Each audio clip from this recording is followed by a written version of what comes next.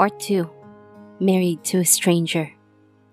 Pabalikwas na bumangon mula sa pagkakahiga si Amira nang masinagan ng araw ang kanyang muka. Nakatulog pala siya na hindi naisara ang bintana. Nakatulog siya na suot ang towel robe ng estrangherong umangkin sa kanya kagabi. Naramdaman ni Amira na nananakit ang buo niyang katawan. Naalala niya ang mainit na tagpo nila ng binata. Ang lahat ng ito ay nangyari kagabi. Naniwalang na magitang salita sa kanila ng estranghero. Isang gabing nawala siya sa kanyang sarili. Isang gabing kailangan niyang kalimutan pagkatapos. Pero hindi niya naisip na ang gabing ito ay magpapabago sa takbo ng kanyang buhay. Isang gabing magdadala muli sa kanya sa piling ng lalaking nag-iwan ng tatak sa pagkatao niya. Tinungo ni Amira ang bintana ng kanyang cottage at tinanaw ang kabilang cottage na kinaroroonan ng estranghero. Alam niya na naroon pa ito para mapagmasdan niya sa liwanag ng araw.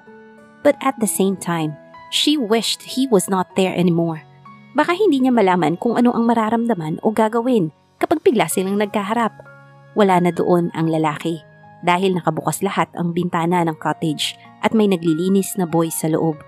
Nakasalansan sa gilid ng pasimano ng cottage ang mga unan na wala ng punda. Obvious na papalitan na ito ng panibago. Bumuga ng hangin si Amira.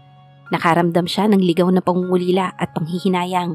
Pero naroon din ang nadamang luwag ng dibdib na hindi na niya nakita pa ang lalaking nakapareha niya sa isang gabi ng kabaliwan at pagkawala sa katinuan. Pumasok siya sa banyo at naligo. Sinabon niyang mabuti ang buong katawan na tila kayang tanggalin nito ang bakas ng kamunduhang naganap sa isang gabi. Nag-text siya sa kanyang piloto at sinabing sunduin siya ng kanyang private plane pagkatapos ng tanghalian. Pagkatapos alamin ang dapat pang bayaran sa counter, naghanda na siya sa pag-alis sa resort. Nang dumating si Amira sa kanyang mansyon sa Maynila, nagpahinga siya at inihanda ang sarili sa haharaping trabaho sa kanyang opisina. Hindi siya nakapasok ng Lunes at Martes, kaya alam niyang magkakaroon siya ng backlog sa trabaho. Pero okay lamang sa kanya ito dahil gusto niyang maging abala. Mayroon siyang mga bagay na gustong makalimutan. Binabasa niya ang isang project proposal nang pumasok sa kanyang tanggapan ang company lawyer na si Drake Chavez. Naupo ito sa silyang nasa harapan ng malaking mahogany desk ng Chief Executive Officer. Nagpatuloy sa pagbabasa si Amira at parang walang nakita. "Hi Amira, you look so concentrated on your work." Bati nito sa kaswal na tono. Tiningnan nito ni Amira sa ibabaw ng rim ng reading glasses na suot. "Anong ibig mong sabihin, attorney? Nalaro-laruin ko ang pagtatrabaho?" Sarkastikong tanong niya. Tumingin siya sa pambisig na orasan. "Tila hindi na break time. Anong ginagawa mo dito? Do you want to talk about something official?" Napamaang ang abogado. Nanibago ito sa tono ng kausap. Dati-rati kahit napaka-formal ng pakikipag-usap sa kanya ni Amira, at least ay civil naman ito. Pero ngayon, tila ayaw siyang makausap ng kanilang CEO. No, nothing official. Gusto ko lamang kasing malaman kung bakit ka nagpaiwan sa resort ng gabi ng iyong birthday party." Tinanggal ni Amira ang suot na reading glasses at matiim na tinitigan ang kausap. "That's none of your business, Mr. Chavez." Namutla ang abogado. "Nagtatanong lamang naman. Wala kang karapatang magtanong dahil wala tayong relasyon except employer and employee. Do you understand?" Of course, Amira. I'm sorry na naistorbo yata kita. Babalik na lamang ako later." "Magbalik ka lamang kung may sasabihin kang may kinalaman sa trabaho mo dito sa kumpanya. If not, keep away from my office." "Amira, at sa susunod, bago ka pumasok ay pumunta ka muna sa aking sekretarya para malaman mo kung gusto kitang makausap. Okay?" Dumilim ang mukha ni Drake. "What seems to be wrong with you?" "Nothing. I just want some respect around here. And you are out of the line, attorney. Now, please leave. Inistorbo mo ako." Nagmamadaling lumabas sa tanggapan ang abogado. Nagbubulong ito nang mapadaan sa mesa ng sekretary ni Amira. "O bakit parang bubuyog ka dyan?" Pabirong sabi ng dalaga. "Mukhang nakatikim ka ng sermon, ano?" "Napakainit ng ulo ng boss mo." Inis na sabi ng abogado. "Siguro may monthly visitor. Bawal na daw ako bastang pumasok sa opisina niya na hindi muna nagpapaalam sa'yo." Naupo si Drake sa harapan ng desk ng sekretarya. "Ano ba nangyayari sa babaeng yun, Maris? Mula nang manggaling sa resort ay tila palaging mainit ang ulo." Nagkibit balikat ang babae. "Aba, ewan. Pero I did not dare to ask. 10 taon na akong sekretarya ni Miss Montes pero hindi ako nakikialam sa personal na buhay niya. Yan ang gusto niya, na magkaroon ng hangganan ang relasyon ng subordinates niya sa kanya. Hindi ako subordinate, ako ang abogado ng kumpanya. Si Miss Montes pa rin ang pumipirma ng iyong paychecks, attorney. Tumayo si Jake at inis na lumabas. Lihim namang napangiti si Maris. Masyado kasing pabida, ayan tuloy napahiya ka. Wika ng dalaga sa sarili. Alam ng lahat na matindi ang panliligaw ni Attorney Drake Chavez sa big boss ng Montes Group of Companies. Pero obvious din na matindi ang pag-ayaw ng dalaga rito. O kahit na sino nagtatrabaho doon for that matter. Nabansagang cold fish si Amira Montes dahil sa kawalan nito ng interes sa mga lalaki. Tila immune ito sa tawag ng pag-ibig. She is a loner. At sa tingin ni Maris, maligaya ito sa pag-iisa. Kontento na sa buhay trabaho lamang. Pagkaraan ng 2 buwan, ipinasya ni Amira na pumunta sa kanyang private doctor. Ilang linggo na siyang walang ganang kumain. Laging mabigat ang kanyang katawan lalo na sa umaga. Kung maaari lang ay ayaw niyang pumasok sa opisina. May mga amoy na nakakapagpabaliktad sa kanyang sikmura at nagiging iritable siya na napupunan na ng kanyang mga employees. Sumailalim siya sa general check-up. Matalik niyang kaibigan si Dr. Lani Daniva at madalas niyang pahiramin ito ng pera during the doctor's internship days. Nang matapos ang check-up, matagal siyang pinagmasdan ng doktora. Tila pinag-aaralan nito kung ano ang mga dapat sabihin. Sa pagkakaalam nito ay wala siyang boyfriend ngayon. Matagal na siyang loveless. Is something wrong, Lani? Tanong ni Amira nang mapansin ang kawalan ng kibo ng kaharap. May malubha ba akong karamdaman na terminal na? Ilang buwan na lamang ang nalalabi kong panahon sa mundong ito. Natawa ang doktora. Ano bang pinagsasasabi mo, Amira? You are as healthy as a raging gorilla. What? But I feel so sick most of the time. Dahil buntis ka, Amira. Lumalakad na sa 2 buwan. Hindi mo ba napansing hindi ka dinatnan ng menstruation mo? May gulat na rumihistro sa mukha ni Amira. My menstruation had always been irregular at madalas na malate. Hindi ko naisip na gawing bantayan ito. Pero paano nangyari ang... The rest of her question froze in her throat. Biglang sumagi sa isipan niya ang gabi niya with a total stranger sa isang beach resort. Huminga siya ng malalim. Forget it. Kalimutan mo ang sanang itatanong ko sa'yo. Gusto mo bang pag-usapan natin to, Amira? Kilala mo ako. I can keep a secret at matalik tayong magkaibigan. Makakaluwag sa'yo kung may mahihingahan ka ng iyong problema. Gustong maiyak ni Amira, pero pinigil niya ang emosyon. Ipinagtapat niya sa kaibigang doktor ang nangyari sa kanya ng gabing yun sa isang cottage in a faraway beach. Napalunok si Dr. Daniva. Hindi nito inaasahan ang narinig mula sa kanya. Kilala niya si Amira Montes sa pagiging self-disciplined at matatag. Pero aware din ang manggagamot na lahat ng nilalang ay may sandali ng kahinaan. Hindi mo man lamang ba alam ang pangalan ng lalaking yun? Ang ama ng iyong magiging anak? Umiling siya at naging aware sa kanyang pagiging padalos-dalos. Bakit nga ba hindi man lang niya tiningnan ang ID sa wallet ng lalaki na nasa bulsa ng pantalon nito? Tulog na tulog ang lalaki nang iwan niya. Oh well, nariyan na yan. At dapat mong alagaan ang iyong sarili at sanggol na dinadala mo, Amira. Magpe-prescribe ako ng vitamins para sa kalusugan mo at sa baby. Hinaplos ni Amira ang muka. Lani, anong may papayo mo maliban sa medical prescription? Anong dapat kong gawin? Dapat mong malaman kung sino ang ama ng bata. Kailangan kausapin mo siya at ipagtapat ang iyong kalagayan at ipaalala sa kanya ang mga namagitan sa inyo. Pero paano? May kaibigan kang batikang private detective, hindi ba? Ipasiyasat mo sa resort na pinagtanghala ng iyong birthday party kung sino ang occupant ng cottage na katabi ng cottage mo on such date. May record naman siya sa register ng resort. Alam kong kayang-kaya mo yun. Maniwala ka lang sa sarili mo at mahahanap mo din ang ama ng magiging anak mo. Thanks, Lani. Gagawin ko yan at salamat sa pagpapalakas sa loob mo sa akin. Huwag kang mag-alala dahil mamahalin at aalagaan ko ang aking magiging anak. Ngumiti sa kanya ang doktora bilang pagpapakita ng pagdamay sa kinakaharap niya ngayon. Magulo ang isip ni Amira nang lumabas siya sa klinika ng kaibigang doktor. Sa kauna-unahang pagkakataon, hindi niya malaman ang gagawin. Ang kanyang resourcefulness and efficiency seemed to have vanished into thin air. Kaya niyang pamahalaan ang kanyang 10 billion peso worth of business holdings, pero hindi niya malaman ang gagawin ngayong nabuntis siya ng isang total stranger. Kainis! Naging masyado siyang excited at mainit ng gabing yun na hindi niya naalalang sabihin sa lalaki na gumamit ito ng proteksyon. Pagdating niya sa opisina, tinawagan niya ang kaibigan niyang private detective at sinabi rito ang nais niyang mangyari. Pagkaraan ng 2 araw, natanggap na niya ang report. ang pangalan at pagkatao ng ama ng kanyang magiging anak, si Jethro Martinez, ang sumisikat na boksingero ng bansa. 31 years old, binata, nakatira sa sariling bahay nito sa Laguna. Laging nagbababad sa Moreno Sports Center na pag-aari ni Aldrin Moreno. Napapikit si Amira.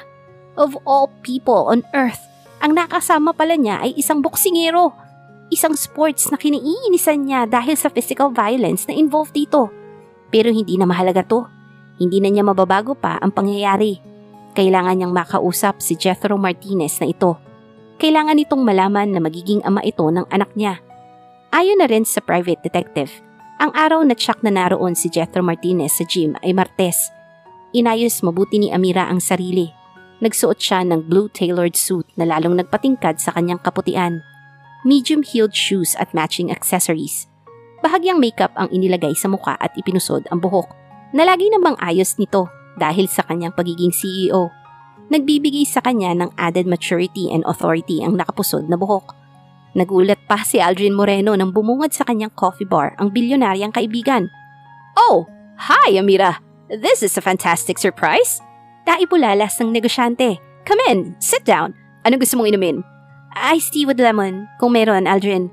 "Of course! Ano pang gusto mong kainin?" "Wala na, Aldrin. Thanks." "Dito ba nagsasanay ang isang boksingero by the name of Jethro Martinez?" "Aba, oo. Kilala mo ba siya?" "Narito ba siya ngayon?" "Aba, oo naman. Ayun nakaupo sa sofa. Kausap ang ilang mga kaibigan." "I wanna talk to him. Mahalaga ito, Aldrin." "By all means, Amira. Halika."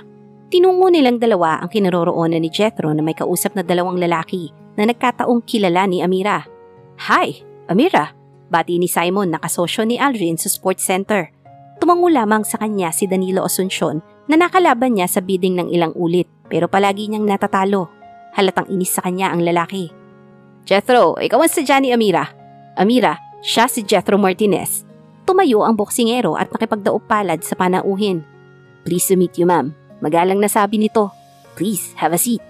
Naramdaman ng ibang naroon na gusto ni Amira ng privacy kaya humingi ng paumanhin ito at lumapit sa kabilang section ng coffee bar.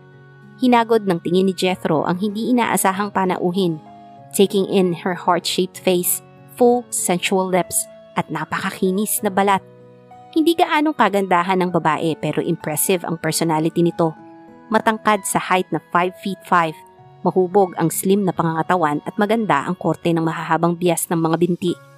Habang pinagmamasdan siya ni Jethro, napasadahan na rin ng tingin ni Amira ang kaharap. "Is there something I can do for you?" Tanong ng lalaki at nagtaka si Amira sa fluency ng boksingerong magsalita ng Ingles. May impresyon siyang hindi masyadong intellectual ang mga boksingero. "Yes, there is one very important matter that only you can do for me, Mr. Martinez." Lumapad ang ngiti ng lalaki. "Sabihin mo at natitsak kong buong kasiyahan kong gagawin ang anumang gusto mo, ma'am." Natawa si Amira. "Baka hindi ganyan ang sasabihin mo matapos mong malaman kung ano ang sadya ko sa'yo." Hindi kumibo si Jethro habang nakatitig sa kanya na halatang nagtatanong ang mga mata nito. "Buntis ako, Mr. Martinez, at ikaw ang ama ng sanggol na nasa sinapupunan ko." Daig pa ng lalaki ang sinuntok ng kalaban sa narinig. Namutla ito at biglang pinanlakihan ng mga mata. Hey, is this some kind of a sick joke or what?" Tanong nito at napawi ang ngiti sa mga labi. "Para sa kalaman mo, ngayon lamang kita nakita." "Alam kong ganyan ang iisipin mo dahil hindi mo nga ako matatandaan." "Kung nakasama nga kita ng gabing yun, to the point na nabuntis ka, hindi maaaring hindi kita matandaan, miss. Napaka-imposible naman yata ng sinabi mo. Kung nagbibiro ka lang, wala ako sa panahon sa kalokohan mo." "Hindi mo ako matandaan dahil lasing na lasing ka noon at hindi ako ang tipo ng tao na magbibiro ng ganitong kaseryosong bagay, Mr. Martinez. Pero let me refresh your memory." "Please do. Nakikinig ako." Mahigit ng 2 buwan ang nakaraan. Nagpunta ka sa isang isolated beach sa Batangas. Montana Beach or something. Hindi ko na rin ito matandaan. Pero on that night na naroon ka, naroon din ako dahil doon idinaos ang birthday party ko. Isinalaysay ni Amira ang sumunod na mga pangyayari nang masundan niya ang lalaki at napansing dudukutan ito ng babae at lalaking umaalalay dito pabalik sa cottage. Hinimas ni Jethro ang sentido. Pilit na nag-isip para maalala ang mga sinasabi ng bisita. "Natatandaan kong, yes, may kasama akong babae at nila ko ito sa beach resort. Lasing na lasing ako noon at naging malabo ang mga sumunod na pangyayari. Pero pagdating ng umaga, at least naman, siguro ay alam mong nagkaroon ka ng ideya ng nangyari ng nakaraang gabi. Giit pa ng dalaga. Kinibit ni Jethro ang mga balikat. I don't know, hindi ko matandaan, pero hindi ka panipaniwala ang sinasabi mo. Ano ka? Another high-class girl? Are you trying to blackmail me at ipinaaako mo sa akin ng bata na baka naman sa iba mong nakasama ang totoong ama? Namula si Amira at napahiya, pero tinatagad niya ang sarili. Wala siyang inuurungang laban at hindi siya uurong ngayon. Hindi ako mababang uri ng babae, mister. Hindi ko kailangan na ipagyabang ang sarili ko sa'yo, pero mas mabuti pa na ang mga kaibigan mo na lamang dito ang tanungin mo. Kilala nila ako panigurado. Ano exactly ang gusto mong mangyari ngayon, miss? Amira Montes ang aking pangalan. Tawagin mo kong Amira at tatawagin kitang Jethro. After all, kung magkakasundo tayo at makakasal, hindi natin kailangan ang too much formality. At bakit naman ako pakakasal sa'yo? Hindi mo ako kailangang turuan na magdesisyon sa sarili ko. Dahil ikaw ang ama ng anak ko. Kung may duda ka, pagkapanganak ko, magpakuha kayo ng DNA test sa kahit kaninong doktor mo gusto. Kapag napatunayang anak mo to, ikaw na ang bahala kung ano ang gusto mong gawin. Pero in the meantime, ayaw kong ipanganak na walang ama ang anak ko. Kailangang may ama itong pipirma sa birth certificate at ang tunay na ama nito lamang ang makakagawa nun. Paliwanag pa ni Amira. Wala kang makukuha sa akin kahit na anong halaga kung ito ang iniisip mo, kaya gumigimik kang nabuntis ka. Natawa ng malakas si Amira. Alam ko na wala kang sinabi, financially, Jethro. Kabaliktaran ang iniisip mo, dahil ako ang mag-aalok sa'yo ng malaking halaga kapalit ng iyong pangalan para sa aking anak. What? Anong ibig mong sabihin? 10 million pesos.